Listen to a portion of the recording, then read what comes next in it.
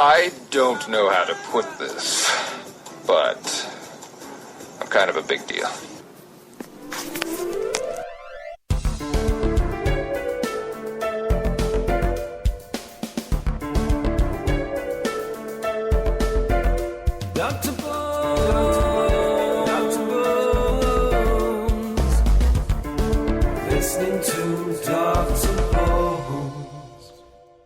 Good afternoon, this is Dr. Bones Live here on a Saturday afternoon, and today, since it's Saturday, that means... And now it's time for another episode of Blogger's Corner with Britt. Blogger's Corner. Britt, welcome back to the show. Thanks for having me. Well, it's always a pleasure. So, like we were talking about briefly, I just got back from vacation, which was a lot of fun, and it was actually surprising because I was expecting to come back to cold weather, and we came back... and the temperature was about 21 degrees Celsius, so I think that's around like 65, maybe 70 Fahrenheit. So actually pretty impressive. But here's the thing, you get off the plane, it's been a 4-hour flight, go through customs, and go get your bags. So you're waiting, 20 minutes go by, and then finally an announcement comes on. There's been a technical problem on the ramp. Your bags will be uploaded shortly. I was like, uploaded? They come up on a computer or what? So so again, it's like, all right, fine, no problem. And then wait, another 20 minutes goes by. So now we're sitting at 40 minutes. And I'm thinking, it's like, okay, what's the deal here? So another announcement comes on. There's still a problem, blah, blah, blah. Thinking, well, what's the problem here? And finally, almost an hour later, and of course, everybody's so frustrated, finally the bags start coming. And, thankfully there's Twitter, because I blasted that airport pretty good. Mainly saying, like, no vulgarities were involved, but just, like, kind of directing to the point, laying on sarcasm pretty thick sort of thing, and saying, like, this is ridiculous, I had to wait an hour, and then I said, what's the problem? Did a belt loader break down? Because I do baggage for one of the airlines at the airport in London, so I know some of the problems that could arise, right? So, and that's the first thing I'm thinking. So they say there's a technical problem thing, like, well, what's the issue? Is there a jam on the belt? Is there missing this? Blah, blah, blah, blah. Like, and... and that's pretty much what I was saying. I said, at least they could be a bit more specific as to what the problem is, so people have an idea of how long they're going to be waiting for their bags. So this is ridiculous. We're so sorry, blah, blah, blah. We'll make sure to correct the problem, make sure this doesn't happen again, yada, yada, yada. I was like, but they're quick now, because that's the thing is with Twitter, pretty much anybody that has it, like, mainly like big companies or bands or whoever you are, what have you, there's really no hiding anymore, because if they can find you on Twitter, they're going to blast you. There's going to be a lot of people retweeting and favoriting possibly. So, doesn't exactly go well in your favor. But, so it's always good. And it's just like the airports. Absolutely not. Yeah. So there's an incident about 6 months ago at the same airport. And he's pretty much Canada's like music geek, we'll put it that way. And his name is Alan Cross, and he does like a lot of radio and reviewing a whole bunch of stuff. And he's on Twitter as well. And he had come back from LaGuardia and landed, and they waited 4 hours for the bag. And he obviously, just like most passengers, was just livid. And like, so he's on Twitter saying, no, this is ridiculous. He goes, how do you lose? Because apparently they lost it. How do you lose a whole flight's worth of baggage? And so he just tear them apart, and then they come back not too much later. We're sorry, Mr. Cross, blah, blah, blah, and it's like, they were pretty quick to reply to that one.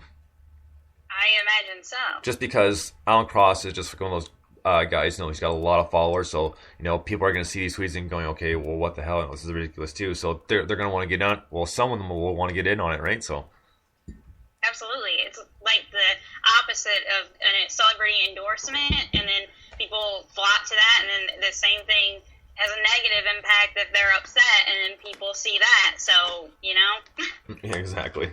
So, yeah, so that was really the only issue, but it was obviously nice to get home, and that was just really the only issue. But let me tell you, the Cuban airport, it's really weird. I've been through different ones before, but essentially what happens is you get off, you get your bags, you go through customs, go through security, and then you go through another customs again. So it's pretty well, you think with at least for the customs, I mean it's pretty pretty tight, but the security not so much. I mean, because obviously since I do that as well, I know how it operates, and seeing them kind of do like a quote unquote half-assed job is like, oh, this is real secure. So, and yeah, so and just like everywhere else, though, they have the liquids and gels rules, except theirs are a little different. Like meaning, like if you have like a can of pop or a bottle of whatever, as long as it hasn't been opened, you can take through with you. Whereas in Canada and the U.S., I'm pretty sure you can't. Yeah. And the other thing is like they weren't allowing like any lighters, matches, nothing. I'm thinking, okay, is this one of the situations where I give it up here and then can buy another one on the other side, or am I without a lighter and like a long time without a cigarette? Obviously, people know that I'm a smoker, so I can go for a certain amount of time, but after a while, I might start getting just a little antsy. So, how long can you go? Oh, it depends. I mean, if we're flying, if it's like a flight, like 8-9 hours, no problem. Because once again, a flight, I don't think about it, So. Right. So in the thing, like, it should be all right. But I'm thinking, with the flight's delayed and blah blah. We're already here early because you got to be at the airport early. So this tacks onto it. It's like, this is gonna be a long day. So he's like, you can't bring your lighter with you. He's like, okay. I said, well, can I buy another one this side, or what can I do? And they have a smoke room, which is very, very rare nowadays anywhere, which is fine. I totally agree with that. I'm not complaining about that at all. And it goes, there's a lighter in there. It's like, okay, it's a little bizarre. So I was like, after we're through and everything else, I go check this out, and it's this little box, like maybe maybe quarter the size of a fuse box. Okay. So this is on the wall, and it's got like a metal pipe attached to it. And in the smoke room, it's vented, and there's like a couple windows open at top, like completely open. And so I'm looking, and I go up to this thing, and there's this little thing sticking out. It's like a metal pipe, and like a little metal cylinder pipe, And you got to hold this button for it to light up. I was like, this is so ghetto. It's so ridiculous. And I think to myself, this is like letting it smoke off a stove element, Oh man, it is. Yeah, so I was like, all right, because at first it's like, because I'm expecting it maybe be like a butane, so just like a little flame will stick up, but no, the thing is just there's just like a coil thing around the end that just heats up exactly like a stove element. It's like, all right, well, whatever. But yeah, so I mean that was kind of interesting, and it's and since these airports are really old, they're essentially almost out in the middle of nowhere, so it's almost like you're landing on concrete when you hit the runway. And I know most airports, they have stuff around them, but not always. But so this is all like grass fields and stuff like that. Then there's even some grass growing up out of some of the runway cracks. So, but well, the thing is, mainly about Cuba is the biggest thing is once the embargo was put on in 1959, it's like time stood still, because now they're not getting the exports they used to from the U.S., which was huge for them, right? So, but the upside to that is they have still a lot of the old cars, and they're in pretty decent condition. I mean, they've kept them up pretty good. Obviously making parts from what they could, that sort of thing. But like 57 Chevy Bel Air, and stuff like that, and just looking pretty much mint. It's awesome to see, which is the one thing I love about Cuba, is seeing the old cars, because you're gonna see plenty of them. Yeah, that is cool. So, did you feel like you kind of stepped into a time machine? Well, sort of, because I mean, the hotels and stuff like that are more modern. It's just what's around you. I mean, if you go down to Havana, which we didn't this time because it's about like a 5-hour drive from Holguin, and we'd done it before years ago, and it's really cool, and it's nice because I mean it's all old architecture and stuff like that. So that was more or less stepping into a time warp where like nothing really changed much or has been upgraded too well, just because they haven't had the resources to do it. Right. So. But yeah, like I said, at the hotels, they're pretty modern, so they're not. They don't look like they're out of the 50s, because these hotels have been built by different countries. Obviously, millionaires from other countries. So the Germans have built some in throughout Cuba. I know the Canadians probably have a few, and I think it's either the Chinese, the Japanese. I think have got their hand in some of those too, and. But it's worthwhile, because I mean people go every year. Like it's like 3-4 months of the year people are going consistently. So it's a very good way to make money, and obviously your labor's not too expensive. So being a communist country, they're not gonna. It's gonna be mainly profit. Right. Now, I hope this doesn't sound ignorant, but were they dressed kind of like retro or? Not at all. Nope, not at all. See, well, just because they don't get stuff in the U.S., they can get from other countries. Oh, right, yeah, So, yeah. but still, I mean, the U.S. part of it, I mean, the U.S. is closer and it's got a much more abundance of these resources than that sort of thing that other countries have but may not have tons of. So, and simple stuff like TV or even trying to broadcast in U.S. channels or like coffee makers, you name it, you know. Neat. So no, they're definitely addressed modern, and they've actually it's starting to get a little bit more lax now, meaning that because the guy is telling us on the bus, and he was saying that now that if they want to travel abroad, they can, provided that the embassy of the country they're going to approves it and they have the cash for the visa. They can now sell their property or a car if they like. Before they couldn't. They can now have their own business. Another plus right there, because being an economist, everything's rations, and you're on a constant wage freeze. Right. That's why a lot of these resorts, people tip a lot because that's where they make the most money is off the tips. Right. And the two things is they what people use in the resorts are called convertible pesos, which are worth a lot more than regular peso. So that's why when you give them tips, it's always worthwhile because it's more than a regular peso. So now they're getting good money here. Oh, okay.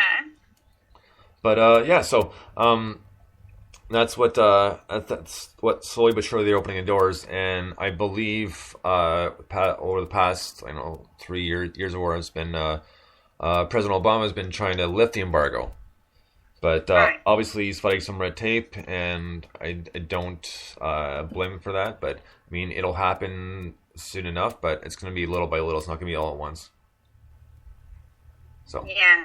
because there's no way they just completely open the flood doors. At least I wouldn't think they It will would. probably happen over time. But yeah, so otherwise than that, Cuba was a lot of fun, and even though Americans can't fly drug free from the U.S., they can always fly to Canada and go from Canada to Cuba. So it can't Keep that in mind. it can be done. It just having a couple layovers, we'll put it that way. So okay, well now that I've discussed my vacation, it's nice to be back on the air here. And one thing we're going to talk about is not the arrow from this past week, but the week before I left, because I didn't get a chance to watch it, and I did watch it, and it was kind of a boring episode. Slade, I've come here to ruin Oliver Queen, blah blah blah. It's like, oh boy, And then he goes and obviously he deals with Thea, and then he goes to what's her name? The daughter, the cop's daughter. Oh, Sarah? Sarah. No, the one with the problem. Was it Sarah? Laurel. Laurel, thank you. And he goes Yeah. and then he goes to see Laurel, and I was like, oh my god, really? This is kind of losing it. And then the whole thing with Diggle and Roy, and Sarah threatening to kill him, and then the one time I thought it was gonna be cool is it goes, remember I told you not to use it before? It goes, use that rage, but he told me not to use it this time. Use it. And then he goes up the slide and nothing happens. Well, that sucks. I was hoping for a bit of a battle here, but this is pathetic. Yeah, it was pretty sad, to put it mildly. But how nice was it to see Roy and his motorcycle right away? Yeah, that was pretty good, but I'm sure he'll be back. Unfortunately, yeah, because in last night, so they still had him. I always look, they do the cast list, and you can see who's guest starring and who. If you're not under the guest starring thing, then you're a contract player. So one thing I noticed last night was that Sarah is still a guest star, not a contract player. But unfortunately, Roy is a contract player, which hints that he will be back. Yay! So yeah, but otherwise, the episode it was all right. Like I said, I kind of expected to see just a bit more action. But so I was kind of disappointed on that front of it. I mean, there was a little bit, but not tons. But yeah, I just think the whole thing with Diggle and Roy was just a little bit of overkill. And I think even though it was kind of a shocker, you knew it was going to happen anyways when Thea found out that it was Malcolm, whatever name is her real dad. You're just trying to protect you. Right. That's what Mom would say. It's oh, come on. So, yeah. Yeah, she's quite the team. So yeah, and other than that, I mean, they kind of like certain parts of it were pretty predictable, Definitely. which made it a bit kind of like a little bit boring. But I mean, other than that, it was all right. But I wouldn't say it's one of their better episodes. I would agree with that. The thing that's kind of bringing it down, as you know, at the end, Laurel being told that Oliver is the vigilante. I'm really not liking this turn towards everyone knowing the superhero's secret identity. Yeah. That has been a big part of, and I think there's been this new pressure to have everyone outed, but it just completely vacuums away any of the tension. Well, that's right. I mean, like, superheroes are supposed to be secretive. You know, they're supposed to have. I mean, some people know the secret, but not this many people. It's like way too many people are finding out. It's like, well, now that your blank is covered, it kind of defeats the purpose of having like a superhero. Exactly. The point of a superhero is having the identity shielded, not let out in the open. Exactly. It is so annoying.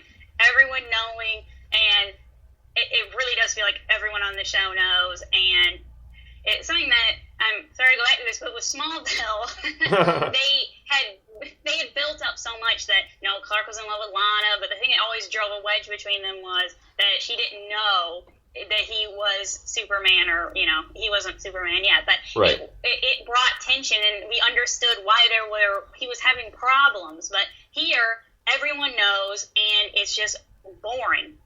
Well, exactly it. Like, hey, guess what? I'm Arrow. Hi, I'm Arrow. I'm really Oliver Queen, but so yeah, not impressed with that aspect. That's kind of dulling it just a little bit. I agree. That's something I did not like about Man of Steel.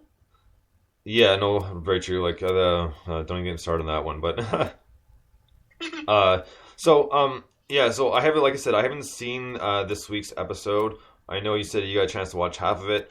If you want to skip over that, we can talk about that next week. And I do have some rock and roll news. Obviously, while I was away, there was the Rock and Roll Hall of Fame inductions. But I'll get to that in a second.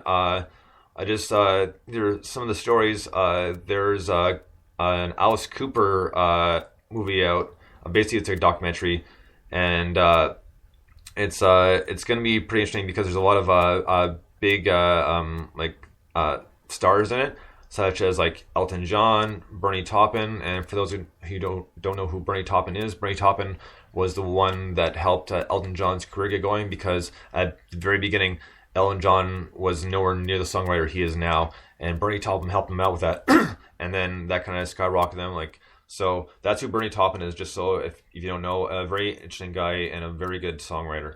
Also, there's going to be Johnny Rotten from the Sex Pistols, and Iggy Pop, and apparently Alice Cooper's mom, which is awesome. So it should be a very interesting one, just because Alice Cooper, I know a lot of people who don't know too much about him, know some of the, we'll call it the newer stuff, like the 90s and the 80s, and that's not Alice Cooper. Like the old school Alice Cooper is like $1 Million Babies and Welcome to My Nightmare. I mean, that's classic 70s stuff, and it's awesome. There's nothing like it. I mean, a huge Alice Cooper fan, so I'll be really curious to see this.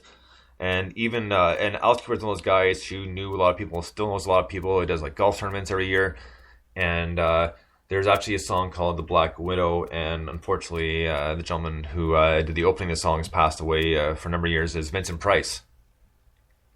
Yeah.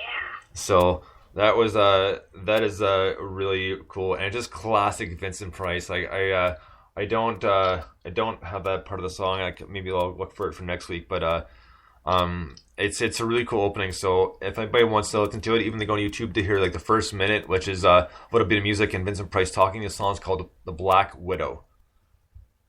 So be sure to check that out, and his older stuff, because like I said, old Alice Cooper, there's nothing like it, and it's shocking if you didn't know about it, because then there were songs like in the 90s, I think it was like right around the Wayne's World movie time, "Hey Stupid" and stuff like that, and cheesy 80s stuff, but the 70s stuff was just gold. So yeah, really check that out if you haven't before.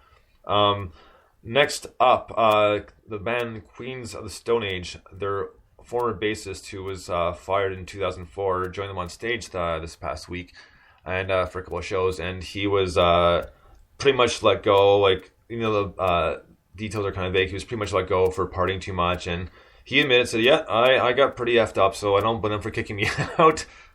But obviously, there was no hard feelings because they got back together, and he joined them on stage just the other day, which I think was really cool. And they actually are coming here to London July 6th, so crossing my fingers, I'll be getting a ticket to go, so I'll be looking forward to that. And I have seen them before, and they do put on a good show.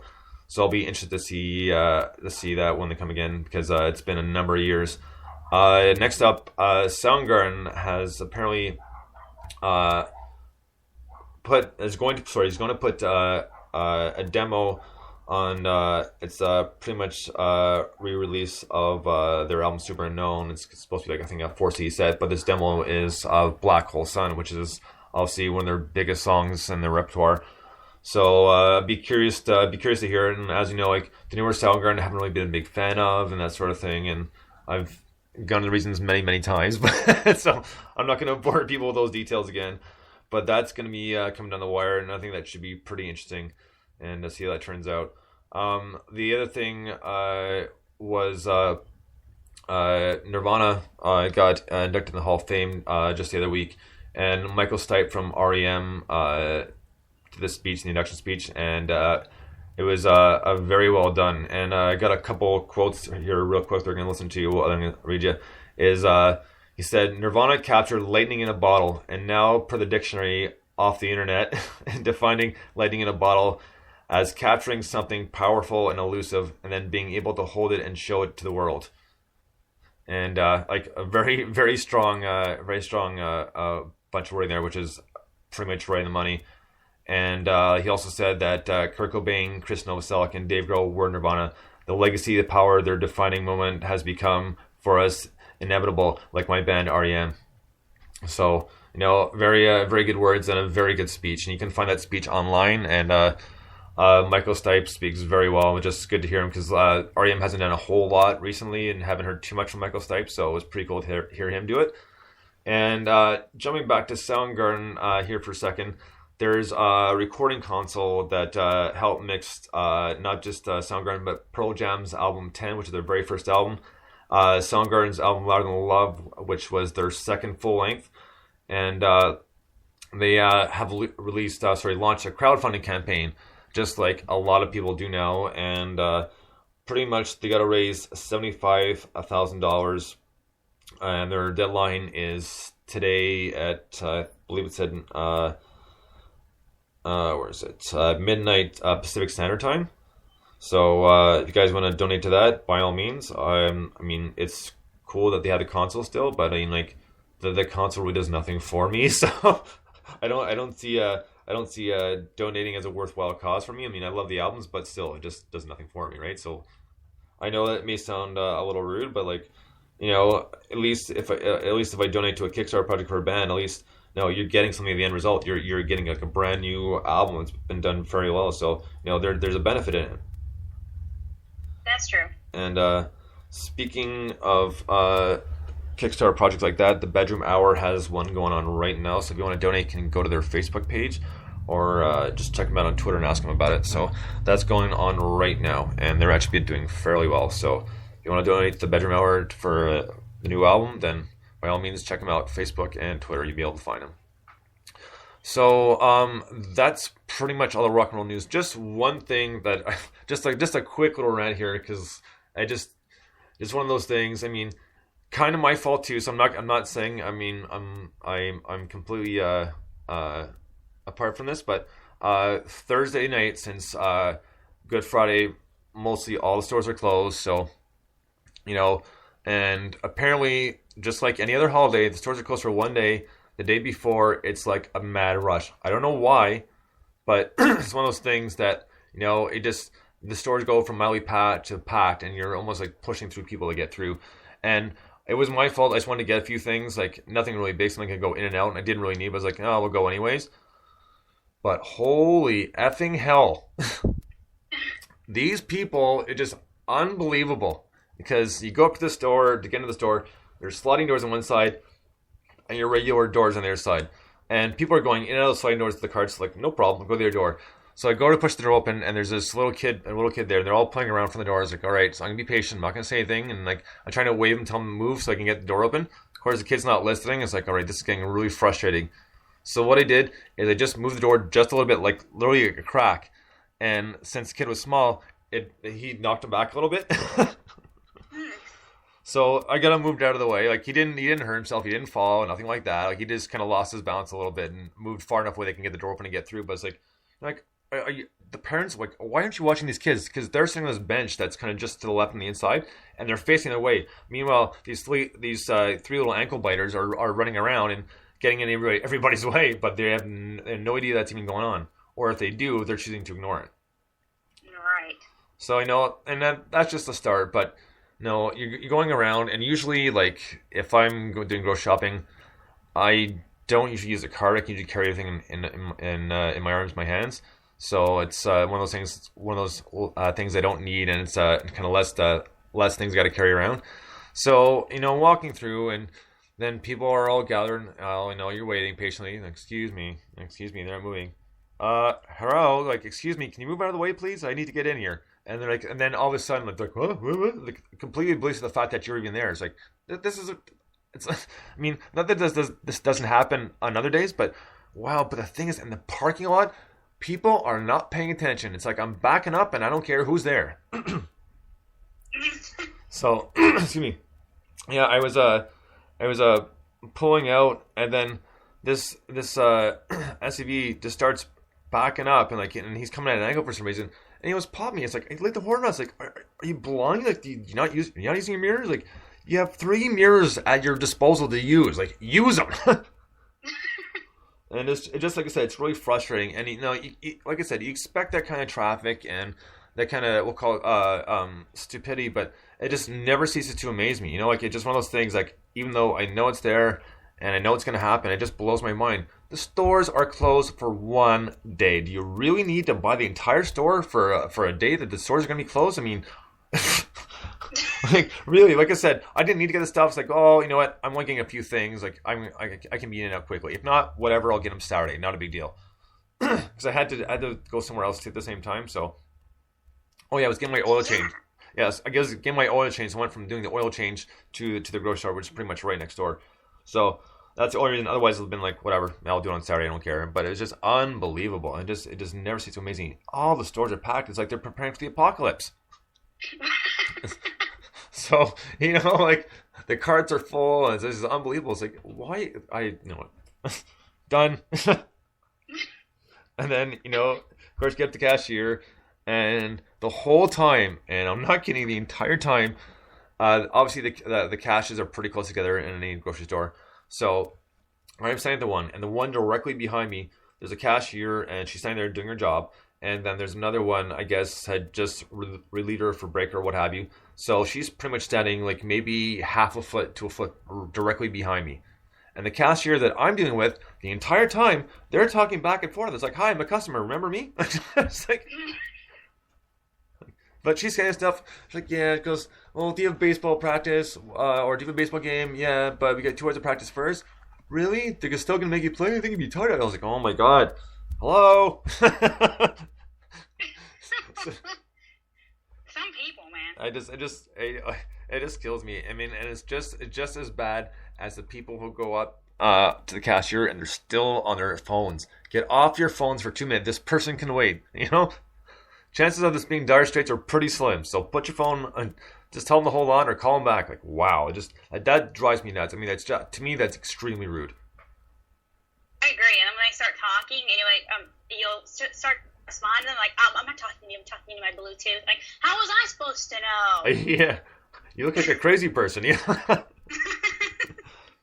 Well, that's the thing, because you don't always see the little Bluetooth piece, right? And you see the hands going, it's like, what are they doing?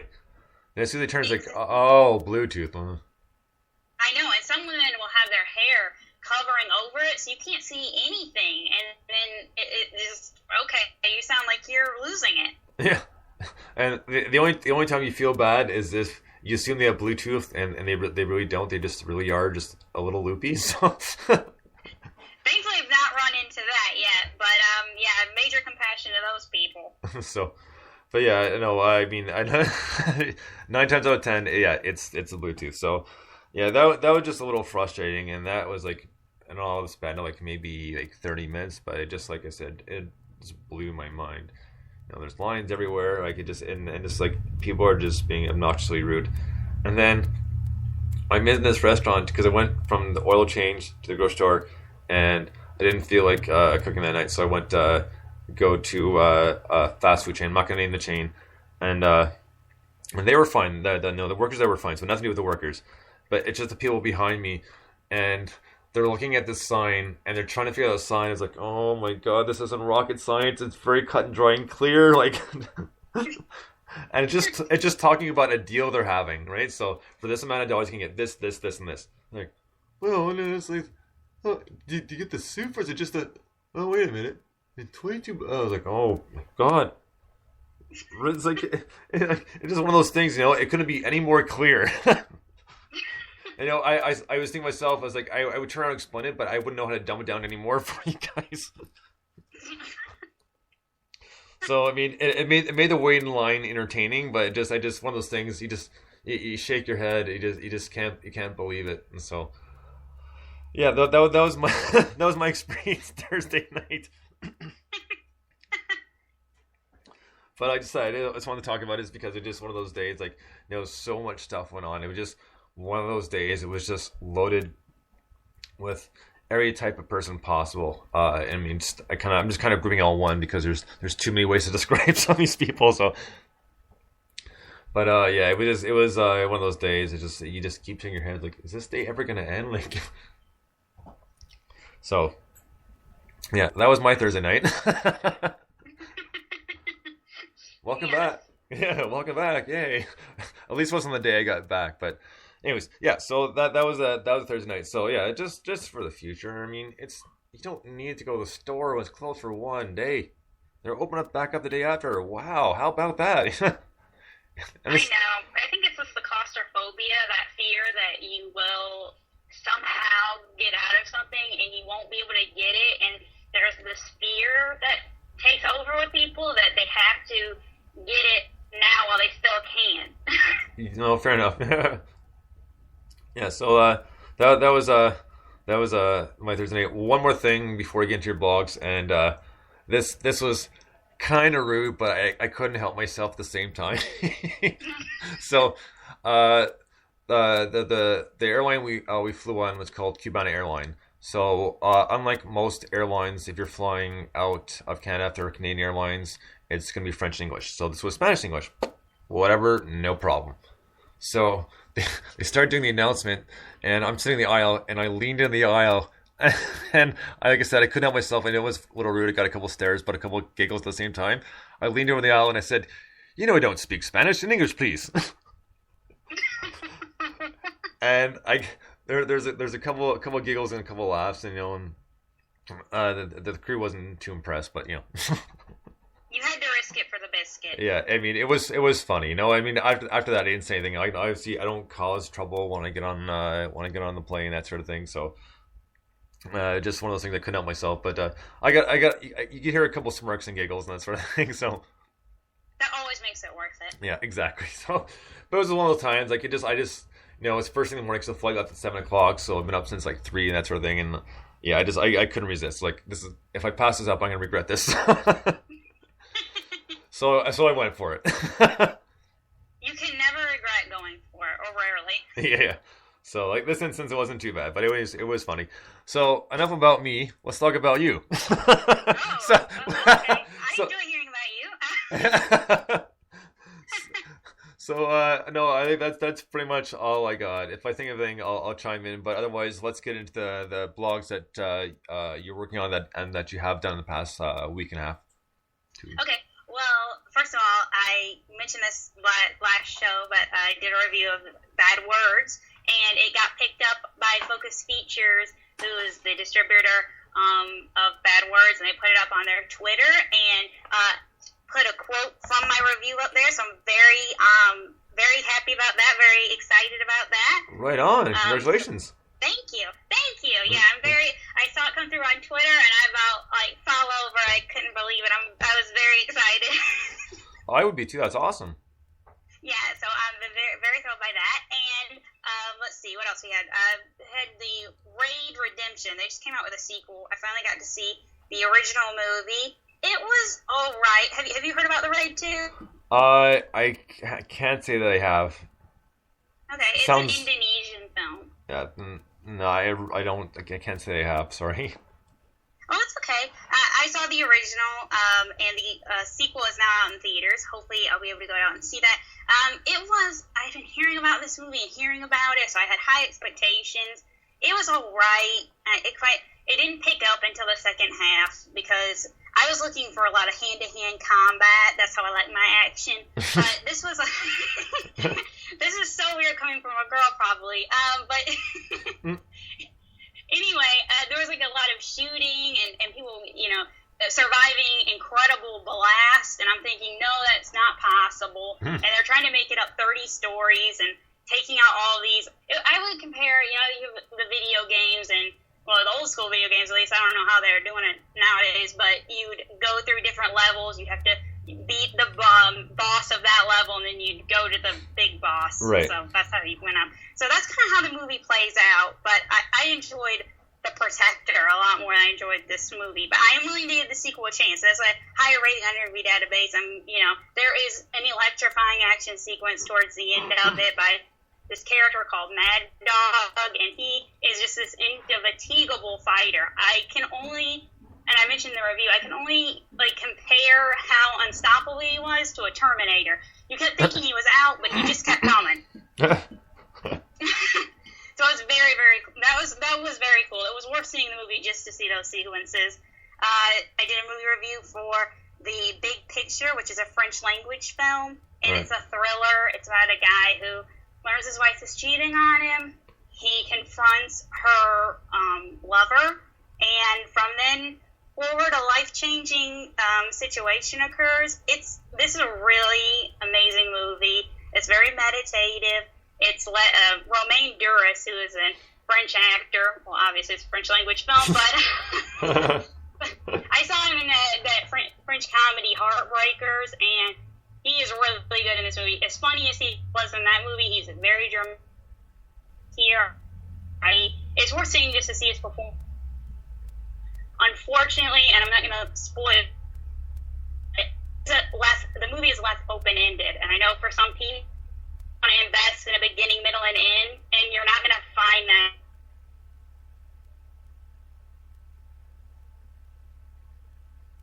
Right. Brett, you still there because you cut out? Let me see. Okay. You're gonna have to back up just a minute or so, Brett. You completely cut out there. There was dead silence. You still there? Well, what I was just saying, that the conclusion, the movie is left open-ended. I'm still there. Can you hear me? Yeah, I can hear you now. Yeah. Yay. Okay. And so I was just saying is that the movie is left open-ended. I know a lot of people enjoy having a beginning, middle, and end, and that's kind of why we invest in movies, to tell that full story. And you're not really gonna get that full Hollywood ending, so that's why I mention it. Because not that I don't like talking about the endings of movies, but I mean it's a little shocking. But I mean, I really enjoyed the journey. I would say that. But it's like life; it just continues. It goes on. Well, right on. Anything else? Anything else you've been working on, or? Oh, yeah, I did a movie review for Phantom. Stars Ed Harris and David Duchovny. It's a submarine thriller. It didn't open to a lot of fanfare last year. Finally got to see it because the manager at the theater I go to was like, I would do anything to keep this movie in the theater. So you have to see it because it's not going to be here anymore. So finally, it is on Netflix, and I saw it. It was okay. It wasn't as good as he, I think, thought it was, but it was very interesting thing. My big complaint with that movie is that the movie is telling the story of a Soviet submarine or naval team, and all the actors speak with American accents, and that is very confusing. That's pretty funny, huh? I really did not get that. Oh, hang on. I mean, I really didn't get it. I was like, is this American? But they all had Russian names, so I was very confused. And I'm going to have to do some more research. Maybe there's an interview with the director in which he explains, but that really didn't make a lot of sense to me. And then, let's see what else I had. Okay, I had the Sonic Assembly, which is a musical spotlight I featured Apollo Junction, Jakala, No One's Son, and Quinn Archer, who is, she's a female artist, well, obviously, but, and let's see. Oh, and then we had TV rundown, so all TV's big moments from this week. I'm sure Game of Thrones people, a big thing happened in last week's episode. Have you gotten a chance to see any of it? I have not seen either episode yet, and I've, even though it was my first week back, so just trying to catch up on everything, and I haven't had a chance to catch up on everything yet. Almost there, but not quite yet. Okay, well, a big thing happens. I won't everybody. I mean, obviously, spoiler alert. If you want to read TV rundown, I will discuss it.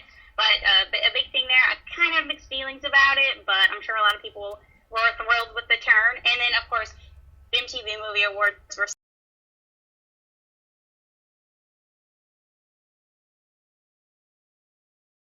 So I did a best and worst moments. Most of them were. Well, sorry, I just felt like the show was very scrambled together. No, I actually haven't watched it. I've watched a number of years just because of stuff like that. That's pretty much going to do it, but there's one thing that I'll talk about for a minute. I'm going to post a video for it soon, and it was pretty funny. Someone sent this to me the other day, and it's pretty much on why you can't turn your cell phones on during takeoff on the airplane. So it's pretty funny as people start asking questions, and the flight attendant's trying to explain to them, and eventually gets a little frustrated with them at the end. So it's pretty funny to watch. So any of you who have flown anywhere, you probably have thought about this, so that's what makes it obviously so funny. So yeah. I will post that very, very soon. But until then, we will talk to you guys next week. We'll see in the time depending on what's going on. So until then, Britt, it's always been always a pleasure to have you on. Thanks for having me. All right, well, like I said, we'll be back on next week with Bloggers Corner with Britt. Until then, guys, thank you so much for listening. And remember, tonight at 8 p.m. Eastern is a new episode of New Music Saturday, so be sure to tune in for that. Till next time, guys, we'll talk to you soon. Bones out.